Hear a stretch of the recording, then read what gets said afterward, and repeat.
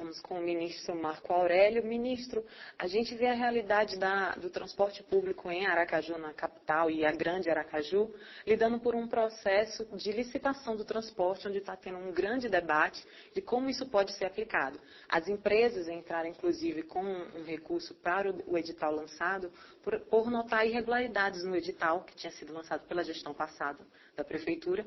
E uma das coisas colocadas em xeque também é aquela questão levantada pelo artigo 42 em relação ao investimento aplicado por essas empresas que ainda não foi restituído, né? Como é que a lei ampara essas empresas em relação a isso, sem também prejudicar o cidadão comum? A licitação, ela estabelece pelo edital regras que deverão ser observadas de forma bilateral, não só pelo vencedor da licitação, como também pela própria entidade, no caso o município, né? E aí, como se trata de uma relação jurídica continuada, projetada no tempo, né? Essa projeção ela deve ficar estabelecida para que viabilize com segurança investimentos por parte daquele que exercerá o papel do próprio município.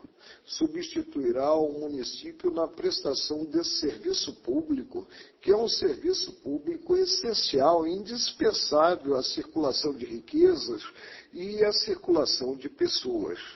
Agora, tudo tem que ser feito visando, como eu ressaltei, a segurança jurídica, com regras muito bem estabelecidas e regras que viabilizem o serviço e o serviço também num preço acessível para aqueles que dele utilizarão. Então, de certa forma, ministro, se realizando essa licitação sem se atentar primeiro a essa questão de sustentação, de legislação até para dar garantias às empresas também, então, de certa forma, onera as empresas ficam, de certa forma, a mercê, né? Não existe, sem um contrato de licitação, não existe prazo. O prazo fica indeterminado, né? Para permissão na atuação dessas empresas. Sim, podendo haver a surpresa a qualquer momento. Por isso é que a licitação é importante.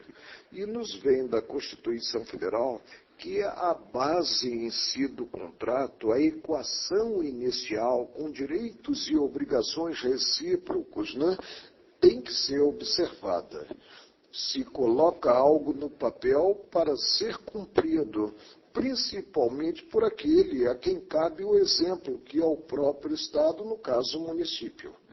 Então, nesse caso, levantando essa tese em relação ao artigo 42, isso realmente pode barrar a existência de licitação se não tivesse sido resolvido isso antes, essa garantia de retorno de investimento? É preciso que as regras fiquem muito claras, inclusive quanto ao período necessário para ter-se o retorno em termos de investimento.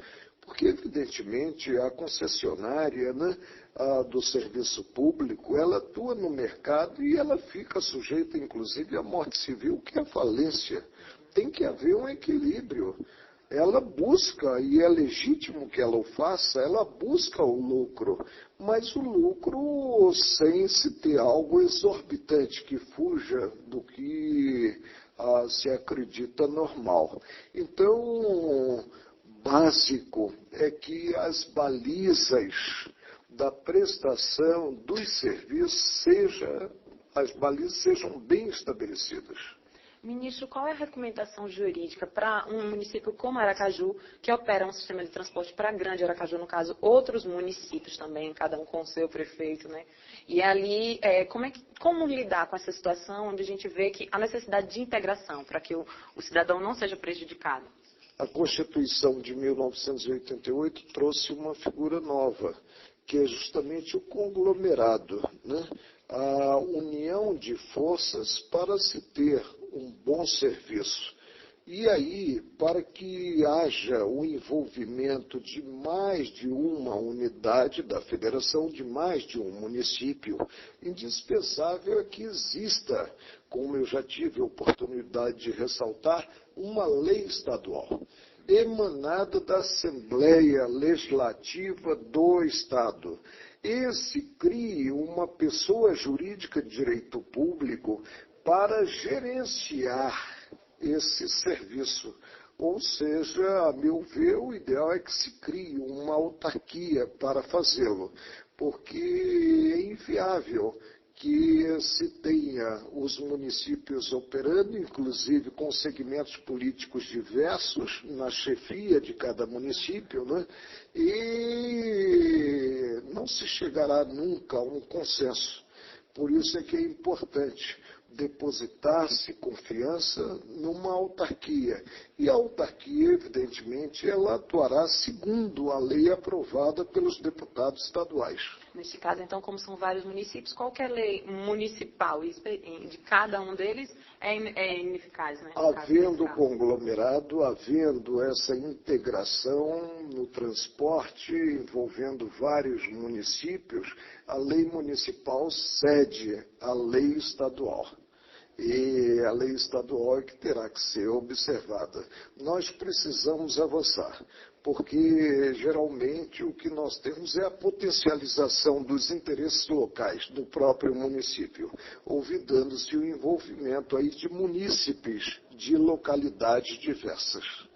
Obrigada, ministro. Agradecendo a sua participação. Imagino, e com um estímulo, uma feitura de boas perguntas, aí fica fácil. Obrigada.